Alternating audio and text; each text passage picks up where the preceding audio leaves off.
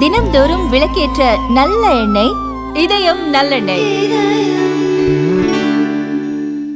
S, வீடு, schools, hotels, store room எங்கெல்லாம் partition wall கட்டணும்னாலும் இப்போ பில்டிங் ஓனர்ஸோட first choice Renocon rapid wall panels. நேர்களே வணக்கம், இது சாணக்கியா. சமீபத்தில் தமிழக அரசு தனது கடைசி இந்த டேர்முடைய கடைசி பட்ஜெட்டை இடைக்கால பட்ஜெட்டாக தாக்கல் செய்தது. இந்த திமுக அரசு தனது இடைக்கால பட்ஜெட்டை தாக்கல் செய்திருக்கிறது. தேர்தலை எதிர்நோக்கி இருக்கிறது. இந்த 5 வருஷத்தில் என்னென்ன செஞ்சீங்க, இத்தனை பெர்சன்டேஜ் அத்தனை செஞ்சோம் அப்படின்னு ஒரு பக்கம் இருக்க, மறுபக்கத்தில் எங்களுக்கு ஒன்றுமே செய்யலை அப்படின்னு, மக்களுக்கு ஒன்றுமே செய்யலை அப்படின்னு எதிர்க்கட்சிகள் சொல்லி கொண்டு இருக்கு அப்படின்னு இருதரப்பும் இருக்க எதிர்நோக்கி இருந்தது இந்த பட்ஜெட். அப்படி இருக்க தேர்தல் ஆண்டில் ரொம்ப முக்கியமான சில ஒரு பெரிய உங்களுக்கு பிரம்மாஸ்திரங்களை இறக்குவாரா முதல்வர் ஸ்டாலின் அப்படின்னு எதிர்பார்க்கப்பட்டது. ஏன்னா திடீர்னு காலையில் எந்திரிச்சு பார்த்தோன்னே பேங்க் அக்கௌண்ட்ல 5000 போட்டிருக்காரு முதல்வர் அப்படின்ட்டு திமுக காரங்க பெரிய அளவில் புஷ் கொடுத்திருந்தா, ஹைப் கொடுத்திருந்த இந்த நிலைமையில தமிழக அரசு ஏதாவது மேலும் பல அறிவிப்புகளை வெளியிட இருக்கிறதா, தேர்தலை கணக்கில் கொண்டு முக்கிய அறிவிப்புகள் தான் வருமா அப்படின்னு பார்த்தோம்னா 2 மணி நேரம் இருந்த 2 மணி நேரத்தை தாண்டி இருந்த பட்ஜெட் உரை, இடைக்கால பட்ஜெட் உரையே 2 மணி நேரம் தாண்டி இருந்தது. வெறும் 6 மாதத்துக்கானது தான். ஏன்னா புதிய அரசு அமைந்தவுடன் ஜூன் ஜூலை அந்த வாக்கில் பார்த்தோம்னா இன்னொரு பட்ஜெட் வர இருக்கிறது. அதற்கான ஒரு இன்டர்ம் அரேஞ்ச்மெண்ட்டாக இது இருக்கு. இது இன்டர்ம் பட்ஜெட். அப்படி இருக்கக்கூடியதில் என்ன எதிர்பார்ப்புகள் இருக்கும் அப்படின்னா, மிச்சம் இருந்தது எதாவது இருந்தாலும் நடக்குமா அப்படின்னு எதிர்பார்ப்பு, நடந்ததா அப்படின்ற கேள்வி, நடக்கலை அப்படின்ற விமர்சனம் அப்படின்னு பல கோணங்கள்ல இருக்கிறது. ஒரு பக்கம் அரசு பெருமையாக பல விஷயங்கள் நடந்ததாக சொல்ல, மறுபக்கத்தில் விமர்சனங்களும் கேள்விகளும் இருந்த வண்ணம் இருக்கிறது. கடைசி பட்ஜெட் இங்க இருக்கு, அவையெல்லாம் எங்க அப்படின்ற கேள்வியும் இருக்கு.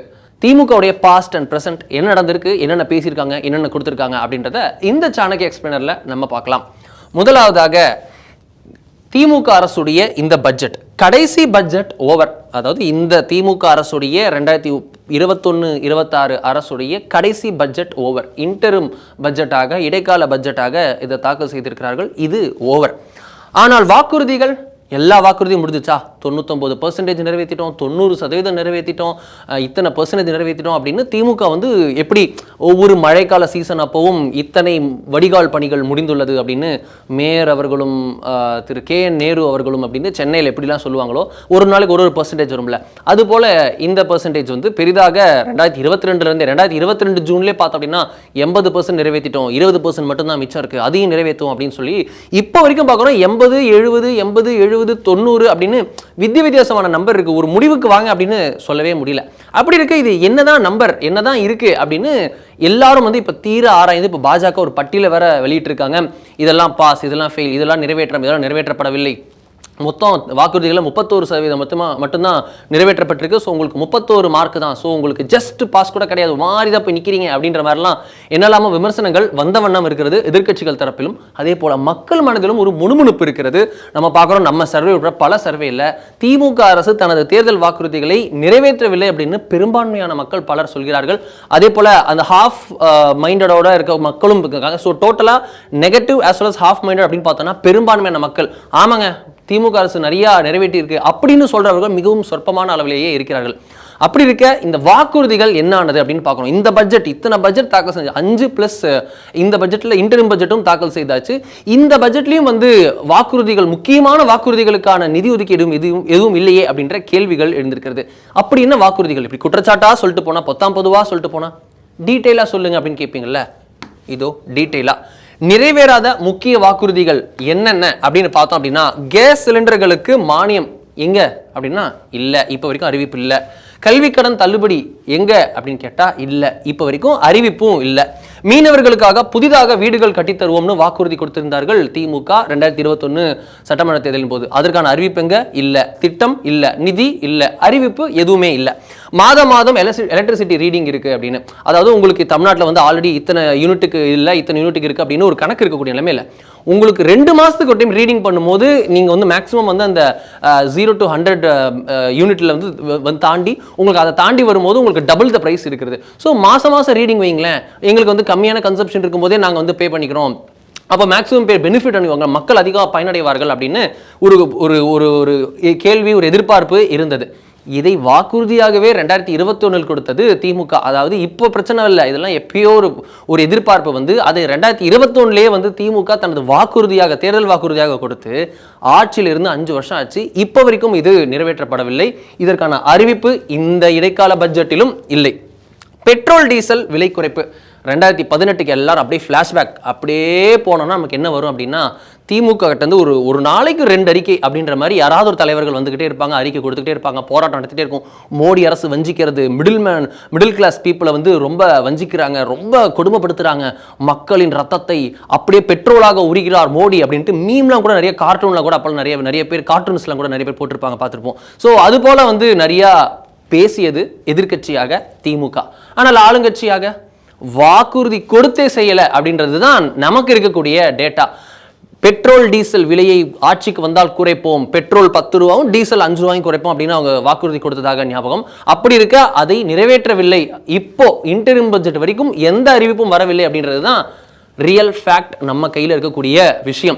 இதற்கும் மத்திய அரசு பார்த்தோம் அப்படின்னா உங்களுக்கு இருமுறை இந்த இடைக்காலத்தில் பார்த்தோம்னா இந்த டைம் பீரியட்ல 2020 இப்போ வரைக்கும் பார்த்தோம் அப்படின்னா இருமுறை வந்து பெட்ரோல் டீசல் விலையை தானாக குறைத்திருக்கிறது மத்திய அரசு.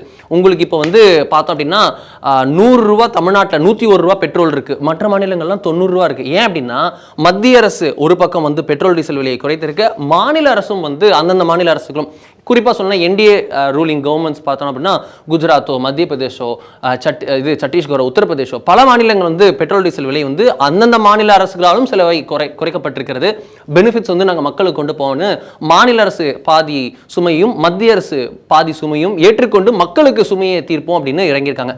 இங்கே மத்திய அரசு தமிழக மக்களுக்கான பெட்ரோல் டீசல் விலையை நாடு முழுக்க குறைப்பது போல் குறைத்தாச்சு. ஆனால் மாநில அரசு சுமையை இறக்கி வைக்கல, சுமையை அப்படியே மக்கள் மத்தியிலே வச்சிருக்காங்களா அப்படின்ற கேள்வி இருக்கிறது. ஏன்னா அவங்க கொடுத்த வாக்குறுதியை நிறைவேற்றவில்லை. பெட்ரோல் டீசல் விலையை குறைப்போம் என கொடுத்த திமுக தனது வாக்குறுதியை நிறைவேற்றவில்லை. இந்த பட்ஜெட்டிலும் அறிவிப்பில்லை. ஜல்லிக்கட்டு காளை வளர்ப்போருக்கு நிதி உதவி. ஜல்லிக்கட்டு வந்து தமிழகத்தினுடைய உரிமை அப்படின்னு 2017 எப்பேற்பட்ட போராட்டம் வெடித்ததுன்னு பார்த்தோம். அதற்கான காரணம் திருப்பி திமுக காங்கிரஸ் உடைய கூட்டணிக்கு தான் போய் நிற்குது. ஜல்லிக்கட்டு தடைன்றது எல்லாமே பார்த்தோம்னா திமுக காங்கிரஸ் மத்தியில் ஆட்சியில் இருக்கும்போது காளையை வந்து ஒரு பட்டியலில் சேர்த்துட்டாங்க. அந்த பட்டியலில் சேர்த்து வந்து உங்களுக்கு வந்து ஜல்லிக்கட்டுக்கு வந்து யூஸ் பண்ண முடியாது, அது வந்து பண்ண முடியாது, ஜல்லிக்கட்டு வந்து பார்பாரிக் இது அப்படின்னு சொல்லிட்டு திரு ஜெயராம் ரமேஷ் பேசுனதுல தனி வீடியோ, அது வந்து தனி ப்ளூபர்ஸாகவே நம்ம போடலாம். அப்படி இருக்கக்கூடிய அளவுக்கு இன்னைக்கு நிறைய பேசிட்டு இருப்பாரு, ட்வீட்ஸ்லாம் நிறைய போட ஒரு ஆக்டிவாக இருக்காரு திரு ஜெயராம் ரமேஷ். நடுவில் பேசாமல் இருந்தார், இப்போ திருப்பி ஆக்டிவ் இதுக்கு வந்து ரொம்ப ஒரு 2 வருஷமா பரபரப்பாக இருக்காரு. ஸோ அப்படி அவர் வந்து அன்னைக்கு அவர் பேசினதும் வந்து திமுக ரீவைன் பண்ணி போட்டு காட்டுவாங்களா, இல்லை திமுக அன்னைக்கு என்ன மத்திய அமைச்சரவையில் இதற்காக என்ன நடவடிக்கை எடுத்தது, இதெல்லாமே வந்து கேள்விக்குள்ளாக இருக்க 2017 ப்ரொடெஸ்ட் வந்திருக்கும். அந்த எல்லாருமே நமக்கு ஞாபகம் இருக்கும். அது அப்படியே டக்குன்னு கிளிக் பண்ணால் ஆமா இல்லை ப்ரொடெஸ்ட் நடந்தது இல்லை, அன்னைக்கு ஓபிஎஸ் அவர்களை என்னெல்லாம், பன்னீர்செல்வம் அவர்களை என்னெல்லாம் விமர்சிச்சாங்க இவங்க, பிஜேபியை மோடி அவர்களை என்னெல்லாம் விமர்சிச்சாங்க இவங்க அப்படின்னு எல்லாம் அப்படியே நமக்கு எல்லாம் முன்னாடி வந்து நிற்கும். ஆனால் உண்மை என்ன நடந்தது அப்படின்றது தெரியும். தடை போட்டது என்னவோ காங்கிரஸ், கூட்டணியில் இருந்தது என்னவோ திமுக, பழி என்னவோ பாஜக, கூட இருந்ததாக அதிமுக ஒரு கெட்ட பேர் அப்படின்னு இப்படிதான் வந்து அந்த டோட்டல் பாலிட்டி அன்று 2017 ஜனவரியில் பார்த்தோம்னா எவால்வ் ஆச்சு அப்படின்றத நம்ம பார்க்கிறோம். அந்த தடையை ஒரே நாளில் வந்து பார்த்தோம்னா 24 மணி நேரத்துக்குள்ள 8 மினிஸ்ட்ரி, மத்திய அமைச்சருடைய 8 மினிஸ்ட்ரி வந்து அடுத்தடுத்து பார்த்தோம்னா கிளியரன்ஸ் கொடுத்து தமிழக அரசுடைய அவசர சட்டத்தை உடனடியாக மத்திய அரசுல கிளியரன்ஸ் கொடுத்து கெசட்லையும் ரிலீஸ் பண்ணி கொடுத்தது மோடி அரசு. கீழே வந்தது அதிமுக அரசாங்கம், திரு பன்னீர்செல்வம் முதல்வராக இருந்தார். அப்படி அந்த கவர்மெண்ட் வந்து நடத்தி கொடுத்துன்றதை பார்த்தோம். ஆனால் அன்றைய போராட்டத்தில் திமுக வந்து ஜல்லிக்கட்டு போராட்டத்தில் அவர்கள் ஆதரவு தெரிவிச்சுட்டு வந்துட்டாங்க. ஏன் ஆதரவு தெரிவிச்சுட்டு அங்கே இல்லைன்றது கேள்வி. அது வந்து அதுக்கே பல இது இருக்கு. பொலிட்டிக்கலாக நீங்களா யாரும் வர வேணான்னு மாணவர்கள் சொல்லி அனுப்பியது ஒரு விஷயம் இருக்கிறது. ஸோ அப்படி இருக்க திமுக ப்ரொட்டஸ்டுக்கு ஆதரவு தெரிவிச்சாங்க. தடை விதிச்சது இவங்க கவர்மெண்ட், ஆதரவு தெரிவிச்சது இவங்க தான். சரி ஓகே இவ்வளோலாம் விடுங்கப்பா அப்படின்னா ரொம்ப பாஸ்ட், ரொம்ப பழச கலராதீங்க, ப்ரெசென்ட்டாக பேசுங்க, ப்ரெசென்ஸில் என்ன இருக்குது அப்படின்றத பேசுங்க அப்படின்னு பார்த்தோம்னா ப்ரெசென்ட்டில் என்ன சொல்லியிருக்காங்க, 2021 தேர்தல் வாக்குறுதியாக திமுக கொடுத்தது ஜல்லிக்கட்டு காளை வளர்ப்போருக்கு அதை ஊக்குவிப்பதற்காக ஜல்லிக்கட்டு பாரம்பரியத்தை, தமிழர்களின் பாரம்பரியத்தை, காளை அந்த இதை வந்து நம்ம காப்பாற்றணும் அப்படின்றதுக்காக அதற்கு நாங்கள் வந்து நிதியுதவி கொடுப்போம் அப்படின்னாங்க. அந்த வாக்குறுதி இப்போது வரை நிறைவேற்றப்படவில்லை. இந்த இன்டரிம் பட்ஜெட் வரை இதற்கான அறிவிப்பு வரவில்லை. என்னென்ன, கேஸ் சிலிண்டருக்கான மானியம் இல்லை, கல்வி கடன் தள்ளுபடி இல்லை, மீனவர்களுக்கு புதிதாக வீடுகள் இல்லை, மாதம் எலக்ட்ரிசிட்டி ரீடிங் நடத்துவோம் சொன்னது அதுவும் இல்லை, பெட்ரோல் டீசல் விலை குறைப்போம்னது இல்லை, உங்களுக்கு ஜல்லிக்கட்டு காளை வளர்ப்போம் சொன்னது அதுவும் இல்லை, பிம்பிலிகா பிலாப்பி அப்படின்னு சொல்லியிருக்காங்கன்றத பார்க்குறோம். சரி, அதுதான் இருக்கு, அவங்களோட கோர் ஓட் பேஸ் ஸ்ட்ராங்காக இருக்காங்க அப்படின்னா அதுவும் ஷாக் ஆகிருக்கு. அங்கே கையை வச்சு இங்கே கையை வச்சு கடைசியில் அரசு ஊழியர்களே கை வச்சிட்டிங்களா, ஏங்க உங்கள் பேசுங்க, உங்கள் ரத்தங்க, உங்களுக்கு தானங்க என்ன ஆனாலும் தேர்தலில் ஓட்டு போடுவாங்க அப்படின்னு சொல்லப்படக்கூடிய அரசு ஊழியர்கள் அவர்கள் எப்படி களத்தில் இறங்கி ஒவ்வொரு இதுலேயும் போராடுறாங்கன்றதை பார்க்குறோம். ஒரு பக்கம் கத்திப்பாரா கிட்ட ப்ரொடெஸ்ட், ஒரு பக்கம் ராஜீவ்காந்தி அரசு மருத்துவமனைக்குள்ளேயும் ப்ரொடெஸ்ட், வெளியிலையும் ப்ரொடெஸ்ட், ரோடெல்லாம் ஜாமு, ரொம்ப நாளாக இருக்காங்க ப்ரொடெஸ்ட் அப்படின்னு ஏகப்பட்ட போராட்டங்கள் நடந்த வண்ணம் இருக்கிறது. தூய்மை பணியாளர்கள், அரசு ஆசிரியர்கள், அரசு மருத்துவர்கள், அரசு செவிலியர்கள், அதே போல் பார்த்தோம் அப்படின்னா வாக்குறுதி நிறைவேற்றப்படவில்லை அப்படின்னு இது மாற்றுத்திறனாளிகள் அப்படின்னு இளைஞர்கள் அப்படின்னு பல கல்லூரி மாணவர்கள் அப்படின்னு பல இடங்களில் ப்ரொடெஸ்ட் இருக்குது. ஆனால் இந்த ப்ரொடெஸ்ட்டுக்கும் அரசு சைடில் சில இதெல்லாம் பண்ண முடியல. இப்போ ஒரு சின்ன இது நடக்கல, ஒரு ரோட்ல இது நடக்கல, அந்த இது நடக்கல, ஒரு பாலியல் வன்கொடுமைக்காக அங்க ஒரு ப்ரொடெஸ்ட் நடந்தது அப்படின்னா அதெல்லாம் லா அண்ட் ஆர்டர் இஷ்யூ, அது பட்ஜெட்ல தீர்க்க முடியாது, அது வேற விஷயம், ஓகே அண்டர்ஸ்டாண்டபிள். பட் இதற்கெல்லாம் பட்ஜெட்ல அறிவிப்பு வெளியிட முடியுமே. நீங்க நினைச்சா 118 விதியின் கீழ் தான் ஏகப்பட்ட அறிவிப்புகள் விடுறீங்களா, அது போல அதுல தான் விடணும் இல்லை, இதற்கு என்ன சட்டம் தேவையோ அந்த சட்டத்தை தாங்களாக செய்து அப்படின்னு கூட செஞ்சிருக்கலாமே. பட் செய்யல. வாக்குறுதியும் கொடுத்திருக்கீங்க, இது ஏதோ திடீர்னு வந்த ப்ராப்ளம் கிடையாது. 2021 சட்டமன்ற தேர்தலை எதிர்நோக்கும் போது அவ்வளோ பேஜஸ் கொண்ட தேர்தல் அறிக்கையை திரு ஸ்டாலின் அவர்கள் வெளியிட்டார்ல, இன்று முதல்வராக இருக்கிறார்ல, 5 வருஷம் கடந்தாச்சுல, இத்தனை நடந்தும் 5வது வருஷம் முடிய போகுது, தேர்தல் தேதி அறிவிக்கப்பட போகுது, தேர்தலை எதிர்நோக்க இருக்கிறார்கள், திராவிடியன் மாடல் கவர்மெண்ட் 2.0 வரப்போகுதுன்னு சொல்லக்கூடிய திமுக 5 வருஷம் இருந்தே இத்தனையையும் செய்யவில்லை, இதையும் செய்யவில்லை அப்படின்னு பார்க்குறோம். இவர்கள் போராடி கொண்டிருக்கிறார்கள். தூய்மை பணியாளர்கள், அரசு ஆசிரியர்கள், அரசு செவிலியர்கள், அரசு மருத்துவர்கள், ஏன் நம்ம மாற்றுத்திறனாளி சகோதர சகோதரிகள் கூட போராடுறாங்க அப்படின்றத நம்ம பார்க்குறோம். இப்படி எல்லாரும் இருக்கிறார்கள். இவர்களுக்கு தேவையான அறிவிப்புகள் ஏதேனும் இந்த பட்ஜெட்டில் இருந்ததா, இந்த இடைக்கால பட்ஜெட்டில் இருந்ததா? இல்லை அப்படின்றது தான் யதார்த்தமான உண்மை. முதலீடு என்னாச்சு? முதலீடு தான் ஏங்க, இவங்க ஒரு பக்கம் பார்த்தீங்கன்னா ஃப்ரீ பீஸுங்க, நல்ல மக்களுக்கு பேக்கெட்லேயே மணி போடுறாங்க, அது யூனிஃபைடு இன்கம், யூனிவர்சல் இன்கம் அப்படின்றது போல மக்கள் பேக்கெட்லேயே டேரெக்டாக பணம் போடுறாங்க, கொஞ்சம் கூட கசியலை அப்படின்ட்டு லீக்கேஜஸ் இல்லாமல் டேரெக்டாக பேங்க் அக்கௌண்ட்லேயே பணம் வந்திருக்கு அப்படின்ட்டு இவங்க மோடி கவர்மெண்ட் அவங்க டிபிடி இம்ப்ளிமெண்ட் பண்ணதை இவங்க நல்லா யூஸ் பண்ணியிருக்காங்க அப்படின்னு பாராட்ட ஒரு பக்கத்தில், மறுபக்கத்தே சொல்கிறாங்க ஒரு பக்கம் இவங்க பாப்புலிஸ்ட்டும் சொல்கிறாங்க, ஒரு பக்கம் கேபிட்டலிஸ்ட்டாக நிறைய தொழிற்சாலைகள் கொண்டு வந்திருக்காங்க, எத்தனை சைன் பண்ணியிருக்காங்க பாருங்க அப்படின்ட்டு டிஎம்கே சைடில் சொல்லப்படுகிறது. பட் ரியல் எசன்ஸில் பார்க்கும்போது இது கம்பேரிட்டிவாக கர்நாடகா கூடயும், குஜராத் கூடயும், மகாராஷ்டிரா கூடயும், யூபி கூடயும் கம்பேர் செய்யப்படுவதுன்றது வேற. Tamil Nadu is always a front runner அப்படின்றது ஒரு ஃபேக்ட். இது எல்லாமே தனித்தனி ஃபேக்ட். இந்த 5 வருஷத்துல இவர்கள் போட்ட எஃபர்ட், இது இவர்கள் போட்ட எஃபர்ட் தானா? வந்திருக்கிறது என்ன? இவர்கள் போட்ட எஃபர்ட் என்ன? போட்ட எஃபர்ட் இவர்களுடைய முந்தைய அரசாங்கம், இவர்களுக்கு முந்தைய அரசாங்கம் இப்படின்னு ஏகப்பட்ட விஷயத்தில் கம்பேர் பண்ணி பார்த்தோம் அப்படின்னா ஒரு கிளாரிட்டி இல்லைன்றது தான் நமக்கு கிடைக்கக்கூடிய தகவலாக ஒரு பார்த்தா இருக்கக்கூடிய விஷயமாக இருக்கிறது. இப்போ நமக்கு ஏன் கான்ஃபிடென்ட்டாக ஒரு விஷயத்த சொல்ல முடியல, இது சூப்பராக இருந்திருக்கு இந்த டைமில் இவங்களுடைய இன்வெஸ்ட்மெண்ட் புல்லிங்கு, இவங்களுடைய இன்வெஸ்ட்மெண்ட் புல்லிங் மோசமாக இருந்திருக்கு அப்படின்னு நம்மளால கான்கிரீட்டாக சொல்ல முடியல. ஏன் அப்படின்னா யாராலையும் சொல்ல முடியாது. ஏன் அப்படின்னா கவர்மெண்ட்டுக்கு மட்டும்தான் வெளிச்சம் என்ன இருக்குது அப்படின்னு. ஏன்னா வெள்ளை அறிக்கை இல்லை, ஒரு ஒயிட் பேப்பர் இல்லை, எவ்வளோ ஈர்த்து இருக்கும், எவ்வளோ மெட்டீரியல்ஸ் ஆயிருக்கு. அதாவது எம்ஓயு சைன் பண்ணிட்டு போனா மட்டும் பத்தாது, அதை அவங்க முதலீடு பண்ணணும், அதற்கு இவங்க இடம் ஒதுக்கி கொடுத்துருக்கணும். இப்போ 1 ஏக்கர் 1 ரூபாய்க்கு இல்லை 1 பைசாக்கு தரண்டு ஆந்திராவில் அவ்வளோ பண்றாங்க. ஏஐக்கு பெரிய அளவில் விசாகப்பட்டினத்தில் கூகுளுக்கு அவங்க பண்ணி வச்சிருக்காங்க அப்படின்றத பார்க்குறோம். ஸோ ஆந்திர பிரதேஷ் கவர்மெண்ட் எப்படி சந்திரபாபு நாயுடு அவங்க கவர்மெண்ட் எப்படி பண்றாங்கன்றத பார்க்குறோம். அது இமீடியட்டாக சீக்கிரமாக ஒரு ரொம்ப ஷார்ட் ஸ்பேன் ஆஃப் டைமில் மெட்டீரியலைஸ் ஆகுது. களத்தில் நம்மளால் பார்க்க முடியுது. டக்குனு ஒரு ஆலை அமைக்கிறாங்க, ஒரு இது அமைக்கிறாங்க, ஒரு பெரிய காரிடார் போட்டு ரெடி பண்ணுறாங்கன்றதை பார்க்குறோம். டக்குனு ஒரு இது வருது. பட் ஆனால் தமிழ்நாட்டில் நிறைய பேப்பரில் இருக்குது. உங்களுக்கு ஒரு time Dubai visit, European visit, American visit, நிறைய விசிட் இருக்கே தவிர அது உங்களுக்கு மெட்டீரியலைஸ் ஆயிருக்கா அப்படின்னு தெரியல. சென்னையில் உள்ளிட்ட சில மாவட்டங்களில், சென்னை உள்ளிட்ட அந்த பெல்ட் நம்ம கேபிட்டலில் சுற்றி இருக்கக்கூடிய கேடிசிசி ரீஜியனில் பார்த்தோம் அப்படின்னா காஞ்சிபுரம், திருவள்ளூர், செங்கல்பட்டு, சென்னை, இந்த கேபிட்டல் ரீஜியனில் பார்த்தோம் அப்படின்னா முக்கியமான சில ஆலைகள் கையெழுத்தாகியிருக்கிறது.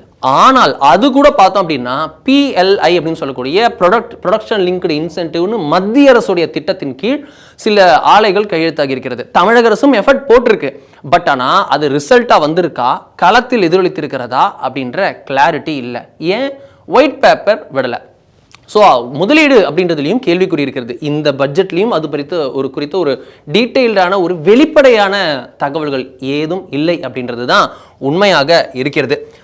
ஊழல் தடுப்பும் ஊழல் புகார்களும் ஏகப்பட்ட ஊழல் அப்படின்ட்டு ஊழல்னோடனே நமக்கு வந்து திமுக மேலே தான் நீங்கள் திமுக குறை சொல்கிறீங்க. பட்ஜெட் எப்படிங்க திமுக குறை சொல்ல முடியும் ஊழல் பற்றி அப்படின்னா, ஐயோ நான் அது சொல்ல வர அது எதிர்க்கட்சிகள் பார்த்துப்பாங்க. நம்ம வந்து சொல்ல வர்றது ஊழல் பற்றி திமுக என்னெல்லாம் சொல்லியிருக்கிறது. ஊழல் ஆட்சிக்கு வந்தால் நாங்கள் முன்னாள் அமைச்சர்கள் மீது இத்தனை நடவடிக்கை எடுப்போம், இத்தனை இது செய்வோம், அது செய்வோம், இத்தனை புகார்கள் இருக்கிறது அப்படின்னு இவங்கெல்லாம் ஏகப்பட்டதை சொன்னாங்க. பட் அது செய்யலைன்றது ஒரு பக்கம், இவர்கள் மீதே 1008 புகார் இருக்கு அப்படின்றத பார்க்குறோம். இன்னைக்கு பார்க்குறோம் திரு கே நேரு மீது வழக்கு பதியணும் அப்படின்னு உயர்நீதிமன்றமே உத்தரவிட்டிருக்கிறது இடிக்கு. இடி வந்து களமிறங்குகிறது. இதை நாங்கள் நன்றாக சமாளிப்போம், நீங்க சீண்ட அதிகமாக தான் நாங்கள் வேலை செய்வோம் அப்படின்னு திரு ஆர் எஸ் பாரதி அவர்கள் தனி பிரஸ் மீட்லாம் வச்சு பக்கத்தில் கே நேரு அவர்கள் சோகமாக உட்காந்துருக்காரு, அவரை வச்சுக்கிட்டு வேற பேசியிருக்காங்க. ஸோ இது மாதிரி ஒரு பக்கம் ஊழல் புகார்கள் சொல்லிட்டு அதுமே நடவடிக்கை எடுக்கல, முன்னாள் அமைச்சர்கள் மீது நடவடிக்கை எடுப்போம் அப்படின்னு எல்லாமே சொல்லிட்டு அதுவும் எதுவும் செய்யல. இதெல்லாம் ஒரு பக்கம் இருக்கு அப்படின்னா இவர்களே நிறைய செஞ்சிருக்காங்க அப்படின்ற மாதிரி புகார் வந்து நிற்கிறது. புகார் மேல வந்து திமுக அரசு 2021-26 அதீதமாக கரப்ஷன் செஞ்சிருக்கின்றது போல விமர்சனங்களும் புகார்களும் அலிகேஷன்ஸாக இருக்கிறது. எல்லாத்திலையும் கோர்ட் விசாரணைக்கு உத்தரவிட்டிருக்கு அப்படின்றத பார்க்குறோம். ஸோ பிரைமா ஃபேசி இருக்கு அப்படின்றது தானே நமக்கு புரிஞ்சுக்கணும். ஸோ ஊழல் தடுப்பும் புகார்களும் அப்படின்றதுலையும் ஏகப்பட்ட கேள்விகள் வந்திருக்கிறது. புகாரும் உண்மையும் ஒரு பக்கம் ஊழல் புகார், அது பக்கம்னா சரி இவங்க புகார் என்ன, இவங்க பட்ஜெட்ல எப்பவுமே நிறைய வந்து இவர்கள் என்ன செஞ்சிருக்காங்கன்றத விட அவங்க என்ன செய்யலை அப்படின்ட்டு எப்பவுமே shoot the messenger before message ரீச்ன்ற மாதிரி நம்ம சொல்ற மெசேஜ் ரீச் ஆகிறதுக்கு முன்னாடி இப்படி தலையில இவங்க இம்ப்ளிமெண்ட் பண்ணிருப்பாங்க. இவங்க சொல்ற மெசேஜ் ரீச் ஆயிடுச்சுன்னா மாட்டிப்போம்னு சொல்லிட்டு இவங்க வந்து ஷூட் த மெசேஞ்சர், அந்த பக்கம் ஒருத்தன் மெசேஜ் சொல்ல ஒருத்தன் வந்திருக்கான் அவனை போட்டு தள்ளுன்ற மாதிரி மத்திய அரசு மீது டக்குன்னு பிளேட்டை திருப்பி ஒரு முக்கியமான விஷயங்களை பண்ணிடுவாங்க. அது வந்து திராவிடியன் ஜெயன்ஸ் ரைட், அவங்க வந்து நிறைய இது ரொம்ப வருஷமாக பட்டத்திட்டப்பட்ட ஒரு பளபளப்பும் ஒரு வாளோட நிறைய சண்டையிட்டு வராங்கல்ல, அவங்களுக்கு தெரியும் எப்படி பண்ணுன்றது. சூப்பராக பண்ணியிருக்காங்க. என்ன இம்முறையும் பட்ஜெட்டில் புகார் பேரிடர் நிதி, அதாவது நிறைய நிதி கொடுக்கல 29 பைசான்னு நிறைய சொல்லியாச்சு. அதுக்கு ஏகப்பட்ட பதிலடி கொடுத்துருக்காங்க. நம்மளும் ஏகப்பட்ட கிளாரிஃபிகேஷன், இதுதான் நடந்திருக்கு பாஸ், நீங்க ஏன் இதை சொல்றீங்க, இதுதான் காரணமா பாஸ் அப்படின்னு நம்மளும் நிறைய கேள்வியெல்லாம் கேட்டாச்சு. ஓகே, இதெல்லாம் ஒரு பக்கம் இருக்கு. பேரிடர் நிதி இதுதான் இந்த டைம் ரொம்ப ஹைலைட்டாக சொன்னாங்க. இவங்க வந்து எங்களுக்கு நிதி கொடுக்கல, டாக்ஸ் டெவல்யூஷன் ஒழுங்காக கொடுக்கல, டாக்ஸ் டெவல்யூஷனில் நார்த்துக்கு அதிகமாக, அதாவது வரி பகிர்மானத்தில் வந்து வட மாநிலங்களுக்கு அதிகமாக போகுது. என்னமோ மோடி அரசு திடீர்னு 2014 வந்ததுக்கு அப்புறம் தான் வட மாநிலங்களுக்கு அதிகமாக நிதி போவதாகவும், இவங்களோட நெருங்கிய நண்பர் இது நேருவின் மகளே வருக நிலையான ஆட்சி தருக அப்படின்னு சொன்ன சோனியாவின் மகனே வருக நிலையான ஆட்சி தருகன்னு ராகுல் காந்தி பிரதமர் வேட்பாளராக இருக்கார், சோனியா காந்தி அவர்களுக்கு ராஜமாதாவாக இருக்காங்க. அவங்க கூட தான் கூட்டணி பேச்சுவார்த்தைலாம் நடத்துறீங்க, நிறைய ஒரு குடும்ப சண்டைலாம் போயிட்டு இருக்கு. வேற ஏன் அவங்க ஆட்சியிலலாம் எப்படி இருந்துச்சு அப்படின்ற கேள்வியெல்லாம் ஒரு பக்கம் இருக்கும். அது மோடி கவர்மெண்ட் வந்ததுக்கு அப்புறம் அந்த வெயிட்டேஜ் எப்படி மாத்திருக்காங்க, உங்களுக்கு வந்து முன்பு இருந்த வெயிட்டேஜ் விட இப்போ எப்படி இருக்கு, இப்போ வெயிட்டேஜில் வந்து உங்களுக்கு வளர்ச்சிக்கும் அந்த இந்தியாவுடைய எக்கானமிக்கு எவ்வளோ ஒரு அந்த மாநிலம் கொடுக்கிறதோ அதற்கேற்ப அதுக்கு பெர்சன்டேஜ் ஏறும்ன்றது போல பல வெயிட்டேஜே மாற்றி கொடுத்துருக்கிறார் மோடி அப்படின்றத பார்க்குறோம்.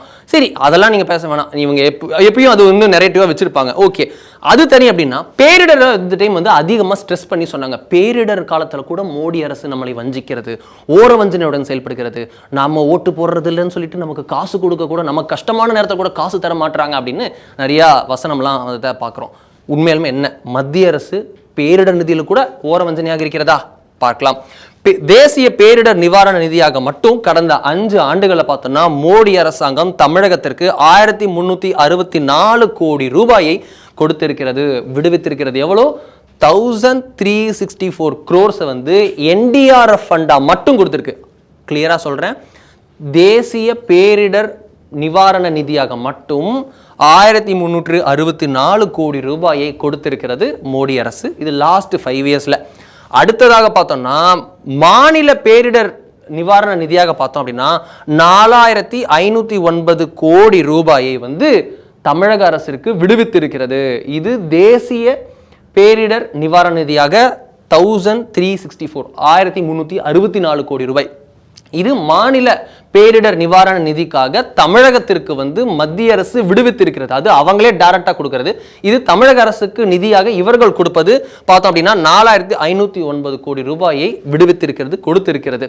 இது ரெண்டுத்தையும் பார்க்கணும். இது இவ்வளவு பெரிய நம்பர் இருக்க கொஞ்சமா கிள்ளி தாங்க போடுறாங்க அப்படின்றது எப்படி அப்படின்றது ஆண்டவனுக்கே வெளிச்சம். அவங்க ஆண்டவன் நம்பிக்கை இருக்கான்னு தெரியல, பாதி பார்ஷியலா இருக்கும். அது நமக்குள்ள போக வேணாம். எழும் கேள்விகள், நம்ம அதுக்குள்ள போகிறதுக்கு முன்னாடி நிறைய கேள்விகள் எழுதலை. இவங்க இத்தனை குற்றச்சாட்டு சொல்கிறாங்க, இத்தனை விமர்சனங்கள் இருக்குது, இத்தனை பெருமை இருக்குது, இத்தனை கேள்விகள் இருக்குது. இதெல்லாம் போகும்போது நமக்கு சில கேள்விகள் இருக்கிறது. என்னென்ன கேள்விகள்? நிதியே ஒதுக்கலை, ஒரு திட்டத்துக்கு நிதியே ஒதுக்கலை, அப்படி ஒரு திட்டமே இல்லை, அப்படி ஒரு ஐடியாவே ஸ்கீம் ஆஃப் திங்ஸே இல்லை, அப்போ எதுக்கு இந்த வாக்குறுதி? உங்களுக்கு விஷனில் இருக்குது, நான் வந்து 2030 இப்படி இருக்கும் தமிழகம், இப்படி 2047 இந்தியா இப்படி இருக்கும் அப்படின்னு ஒருத்தரும் ஒரு விஷன் சொல்கிறது இருக்குது. ஸோ விஷன் கோல் என்ன, அதற்கு என்ன செயல் பண்ணணும் அப்படின்னு இப்படி தானே யோசிக்கணும். ஸோ நம்ம வந்து ஒரு திட்டத்தை ஒன்று சொல்கிறோம் அப்படின்னா அது வந்து திட்டத்துக்குலாம் முன்னாடி கோல் என்னன்றது இருக்கணும். ஸோ கோலுக்கு முன்னாடி அப்புறமா திட்டத்தெல்லாம் அறிவிச்சிட்டு வரணும். இங்கே என்னென்னா வாக்குறுதிகள் இருக்கிறது, அது கோல் என்னன்னு தெரியல. ஸோ வாக்குறுதிகளை மறந்தாச்சு, இல்லை வேறு ஏதாவது ப்ரியாரிட்டிஸ் வந்துடும், ஸோ அதை நம்ம செய்கிறோம் அப்படின்ற மாதிரி போய் நிற்கிறது. ஒரு பக்கம் நிதியே ஒதுக்கலை, அப்படி ஒரு திட்டத்துக்கான ஐடியா இருக்கான்னு கூட தெரியல, ஸ்கீம் ஆஃப் திங்ஸ்லேயே இல்லை, அரசு செயல்பாட்டில் அப்படிலாம் செய்யணுன்ற ஒரு ஃப்ரேம் ஒர்க்லேயே கூட இல்லாத, ஒரு கன்சிடரேஷன்லேயே ஒரு பரிசீலனையில் கூட இல்லாத ஒரு திட்டமாக இருக்கிறது. ஆனால் அதெல்லாம் நாங்கள் செயல்படுத்தோம்னு தேர்தலுக்கு முன்னாடி வாக்குறுதி. ஏன் அந்த வாக்குறுதி? கேள்விக்குறி, பதில் சொல்லியே ஆகணும் அப்படின்ற கட்டாயம். கோவை மதுரை மெட்ரோ, கோவையும் மதுரையும் எப்படி வெஞ்சிக்கிறாங்க பார்த்தீங்களா அப்படின்ட்டு திமுக நிறைய பிரச்சாரத்தில் பேசுறதெல்லாம் பார்க்கணும், நிறைய கூட்டங்களில் பேசுகிறாங்க. இப்போ திரு தயநிதி மாறன் சமீபத்தில் ஒன்று பேசியிருந்த அந்த அருமையான காட்சிகளை அவங்களே கேட்டிருந்தா கூட நல்லா இருந்திருக்கும். சரி, கேட்பாங்களா? கேட்க மாட்டாங்க, அவங்க வந்து வேறு தான் கேட்பாங்க. ஓகே, ரிவைஸ்டு ப்ராஜெக்ட் ரிப்போர்ட் ஏன் இன்னும் சப்மிட் பண்ணலை அப்படின்ற கேள்வி இருக்கிறது. மெட்ரோ, இத்தனை மெட்ரோக்கு எங்களுக்கு கொடுக்கல டீட்டெயில்டு டிபிஆர் இருக்குல்ல, அந்த டிபிஆரில் வந்து ஃபால்ட்டியாக இருக்குது அப்படின்ற பல ஆதாரங்களை பாஜகவினர் குறிப்பாக திரு அண்ணாமலை அவர்கள்லாம் எவ்வளோ டீட்டெயிலாக பேசியிருக்கா அப்படின்ற பார்க்கணும். திரு நயினார் நாகேந்திரன் பேசியிருந்தார், திருமதி வானதி அவர்கள் பேசியிருந்தாங்க, திரு எஸ் ஜி சூரியன், பலர் வந்து கிளியராக பேசியிருந்தாங்க. திரு அஸ்வினி வைஷ்ணவ் வந்து எல்லாரும் வந்து விளக்கம் கொடுத்துருக்காங்க அப்படின்றத பார்க்குறோம். அப்படி இருக்க கோவை மதுரை மெட்ரோ இதில் வந்து ரிவைஸ்டு ப்ராஜெக்ட் ரிப்போர்ட்டை ஏன் இன்னும் வந்து புதிதாக மாற்றி இத்தனை மாதம் ஆச்சு? இந்த புகார், இந்த விமர்சனம், இது நிராகரிக்கப்பட்டதுன்னு வரைக்கும் இந்த கொட்டை எழுத்துல நிராகரிக்கப்பட்டது, மத்திய அரசு நிராகரிக்கப்பட்டதுன்னு சொல்ல, கரெக்ஷன்ஸுக்கு சென்ட் பண்ணியிருக்காங்கன்னு தான் சொல்கிறாங்க. அப்படி நிராகரிக்கப்பட்டது அப்படின்னு தலைப்புச் செய்தி போட தெரிகிறது, அப்படி பேச தெரிகிறது, மேடைகளில் பேச முழங்க தெரிகிறது. அப்படி இருக்கு, அதை கரெக்ஷன் பண்ணி நீங்கள் தானே சொன்னீங்க, நீங்கள் யாரை நான் குறை சொல்ல, இதெல்லாம் தானே குறை, இது எல்லாத்தையும் நான் சரி பண்ணி நான் கிரைட்டீரியா ஃபில் பண்ணி கொடுக்குறேன் பாருங்க அப்படின்ட்டு தானே இவங்க கொடுத்துருக்கணும். ஆனால் அவங்க அப்படியும் கொடுக்கல. என்ன, இப்போ வரைக்கும் ரிவைஸ்டு ப்ராஜெக்ட் ரிப்போர்ட்டை கொடுக்கல அப்படின்றது தான் புகாரே. அதற்கான கேள்வியும் இருக்கிறது அப்படின்னு பார்த்தா ஃபைனலான விஷயம், கடனை குறைப்பதற்குன்னு ஒரு உயர்மட்ட குழு, அதாவது ரொம்ப நிறைய குழு வந்துருச்சு நமக்கு, அருணா ஜெகதீஷன் அவர்கள் குழு, அந்த குழு, இந்த குழுன்னு குழுலாம் எண்ணினாலே நமக்கு வந்து வாக்குறுதிகளுக்கு இணையாக குழுக்கள் அமைக்கப்பட்டது அப்படின்னா அது மிகையே ஆகாது. அப்படி இருக்க இதில் கடனெல்லாம் குறைப்பதற்கு ஒரு குழு, அதை யோசிக்கிறதுக்கு ஒரு குழு, அதை இம்ப்ளிமெண்ட் பண்ணுறதுக்கு ஒரு குழு, எப்படி இம்ப்ளிமெண்ட் பண்ணலாம்னு சொல்கிறதுக்கு ஒரு குழு அப்படின்னு குழு மேலே குழுவாக போட்டு நிறைய இருக்குது. அப்படி ஒரு குழு நமக்கு சொல்ல முடியாத அளவுக்கு ஒரு குழு இருக்குன்னா, கடனைலாம் குறைப்பதுக்கு தமிழக அரசு வந்து இத்தனை நாள் பாதாளத்துக்கு போயிடுச்சு, உங்களுக்கு வந்து கடன் மேலே கடனாக வாங்கி ஸ்தம்பிச்சுன்னு இருக்கிறோம் அப்படின்ட்டு புகார் சொல்லிட்டு ஆட்சிக்கு வந்தாச்சு. ஆட்சிக்கு வந்ததுக்கப்புறம் பழைய ட்வீட்ஸ்லாம் என்ன இருக்குன்றதை நீங்களே போய் பார்க்கலாம். திரு ஸ்டாலின் அவர்கள், திருமதி கனிமொழி, திரு உதயநிதி அப்படின்னு ஏகப்பட்ட ட்வீட்ஸ் இருக்குது, அப்படியே லைட்டாக கிளறிங்கன்னா கிடைக்கும். அப்படிலாம் ஆட்சிக்கு வந்ததுக்கப்புறம் கடனை குறைப்பதற்கு ஒரு குழு போட்டாங்க. பட் ஆனால் அங்கே தான் விஷயமே, அந்த குழு என்ன ஆச்சு அப்படின்ற கேள்விக்குறி. ஏன்னா நிதிக்கு பொருளாதாரத்தை உயர்த்ததுக்கான ஒரு குழு போட்டாங்க, அதில் ஃபாரின்லேருந்து ஒருத்தர் ரகுராம் ராஜன் வந்தார், நம்ம ஊரில் இருக்கிறவங்களையும் போட்டிருந்தாங்க. கடைசியாக இப்போது நம்ம ஊரில் இருக்கிறவங்களாம் சேர்ந்து ப்ரெஸ் மீட்டில் கொடுத்துருந்தாங்கன்றதை பார்த்தோம். தமிழக அரசுடைய இது என்ன இருக்குது அப்படி இருக்குன்னு கிளியராக டீட்டெயில்டாகவே பேசியிருந்தாங்க. எக்கனாமிக் சர்வே தமிழ்நாடு ரிலீஸ் பண்ணியிருந்தாங்கன்னு பார்க்குறோம். குழு போட்டாங்களா கடனை குறைக்க, என்னாச்சு அப்படின்ற கேள்வி ஒரு பக்கம் இருக்க, கடன் எங்கே வந்து நிற்குது பாருங்க. 2027 தமிழகத்தின் கடன் வந்து 10,62,248 கோடி ரூபாய் வந்து உயர்ந்து நிற்கும் அப்படின்னு ஒரு அதிர்ச்சி தகவல் அரசாலேயே தெரிவிக்கப்பட்டிருக்கிறது. எவ்வளோ? 10,62,248 கோடி ரூபாய். இதுவே லட்சம், இதில் கோடி. இது வந்து எங்கேயோ கேட்ட மாதிரி இருக்குல்ல அப்படின்னா உங்களுக்கு உடனே 2Gக்கு ஒரு நியூஸ் பேப்பர் ஹெட்லைன் வந்துச்சு, அதுதானே உங்களுக்கு ஞாபகம் வரும். அப்படி ஞாபகம் வந்தால் நான் பொறுப்பு இல்லை, இதுதான் கடன் அப்படின்றது இருக்குது. இத்தனையும் கேள்விகள், அத்தனையும் விமர்சனங்கள், இத்தனை இருக்க எப்படி வந்து அவங்க என்னென்னலாம் பெருமையாக சொல்லிக்கிறாங்க, என்னென்னலாம் இருக்காங்கன்றது நீங்களும் பார்த்துட்டு இருக்கீங்க. நீங்களே முடிவு செய்யுங்கள். மீண்டும் இன்னொரு சாணக்ய எக்ஸ்பிளைனரில் பார்ப்போம். அதுவரை நன்றி, வணக்கம்.